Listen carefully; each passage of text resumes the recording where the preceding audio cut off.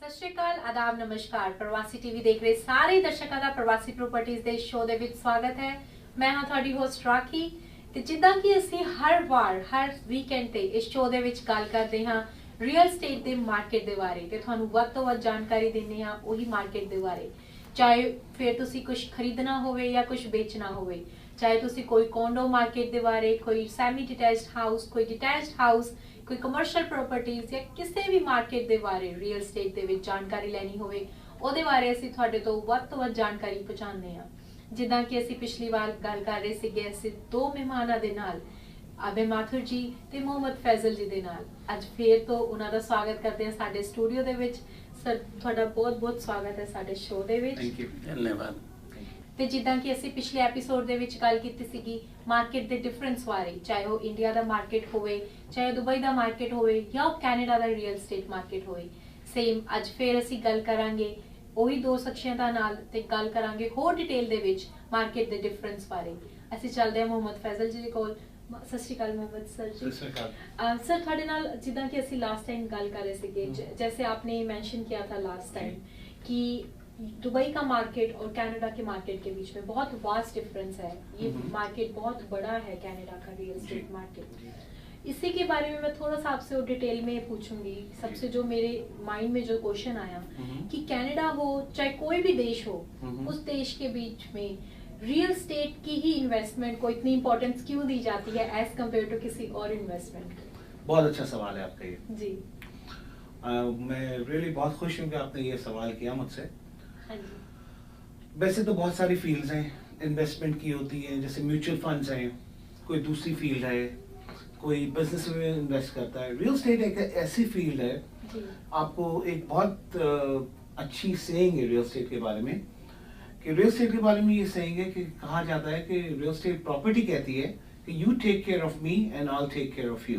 ये प्रॉपर्टी कहती है। जी। तो ये सिर्फ ये एक रियल स्टेट की फील्ड ऐसी है जिसमें प्रॉपर्टी आपको गारंटी दे रही है कि अगर आप मेरा ख्याल रखोगे मैं आपका ख्याल रखूंगा।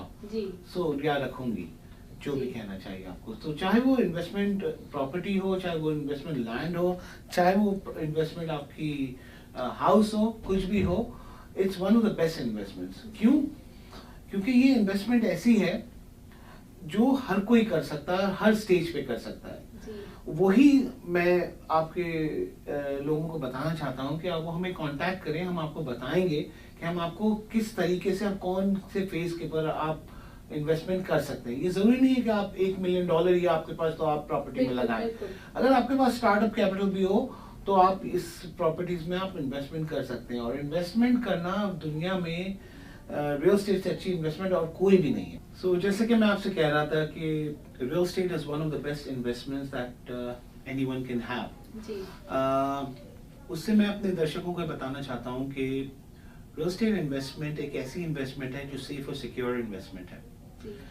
और as far as Canada is concern, real estate market इस वक्त कैनेडा की बहुत फ्लरिशिंग कर रही है।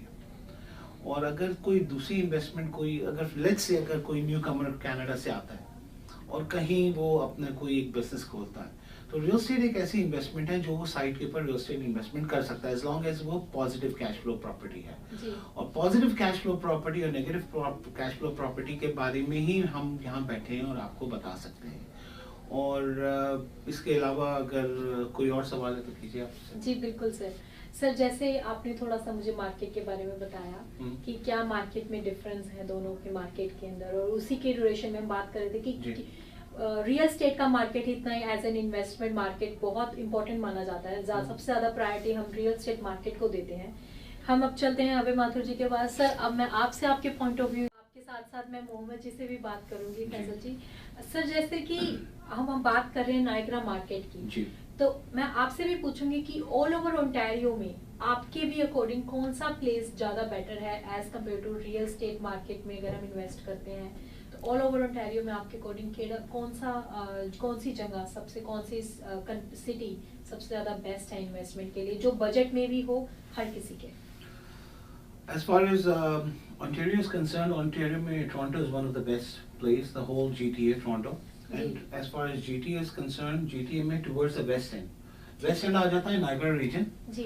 ये इसलिए मैं कह रहा हूँ नायग्रा रीजन क्योंकि नाइगर रीजन अब जो जिस तरीके से सिटी जिस तरीके से आगे चल रही है और जिस तरीके से एक्सपैंड हो रही है, उसमें अब ज़्यादा रूम नहीं बचा टुवर्ड्स द ईस्ट एंड के, जिस ईस्ट एंड में जो जा सके। अब ईस्ट एंड की तरफ अगर हम जाते हैं तो we have to go 3.5 hours up towards the up north, और इस तरफ अगर हम जाते हैं तो इस तरफ टुवर्ड्स द वेस्ट एंड की तरफ जाते हैं, जो हम यूएस बॉर्डर की तरफ जा रहे हैं। और एज यू नो कि Niagara is one of the most prestigious address itself for anywhere in the world.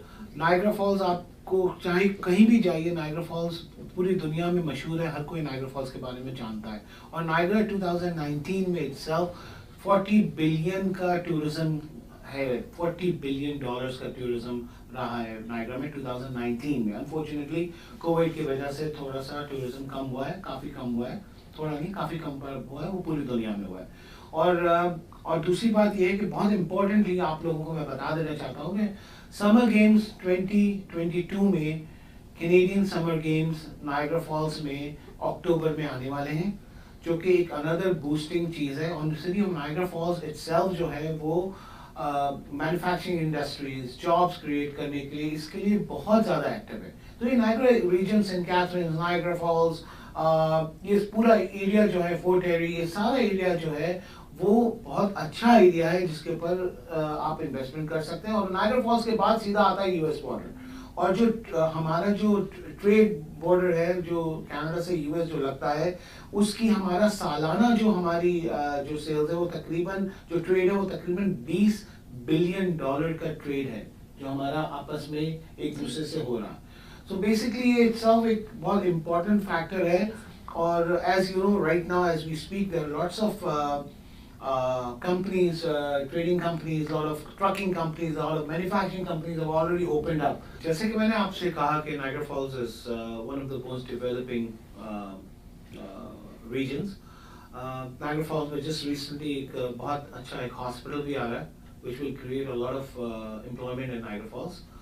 So basically St. Catharines, Niagara Falls, Fort Erie, this is the place where things are happening. That's why people are going towards, इसीलिए लोग यहाँ से waste and की तरफ जा रहे हैं। Waste and क्या है? वेस्ट एंड यही है, जैसे हम हैमिल्टन, सेंट कैथरीन्स क्रॉस करते हैं, ये सारा ये वेस्ट एंड है। और यही जगह है जो मेरे एक्सपीरियंस और मेरी जो छोटी सी नॉलेज है 20 साल की, उस नॉलेज के हिसाब से this is one of the best places in Ontario to invest right now, where people can get a lot of incentives with a very less investment, or prices are very nice here.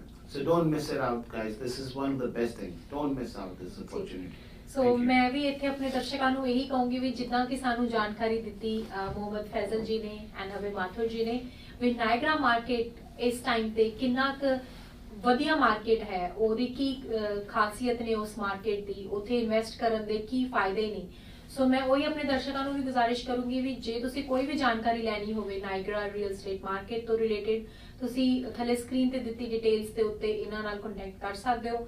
ਤੇ show ਖਤਮ ਕਰਨ ਤੋਂ ਪਹਿਲਾਂ ਮੈਂ ਦੋਨਾਂ ਦਾ ਬਹੁਤ-ਬਹੁਤ ਸ਼ੁਕਰੀਆ ਕਰੂੰਗੀ ਸਾਡੇ ਸ਼ੋਅ ਦੇ ਵਿੱਚ। ਸਰ ਬਹੁਤ-ਬਹੁਤ ਸ਼ੁਕਰੀਆ ਤੁਹਾਡਾ। ਤੁਹਾਡਾ ਵੀ ਬਹੁਤ-ਬਹੁਤ ਧੰਨਵਾਦ।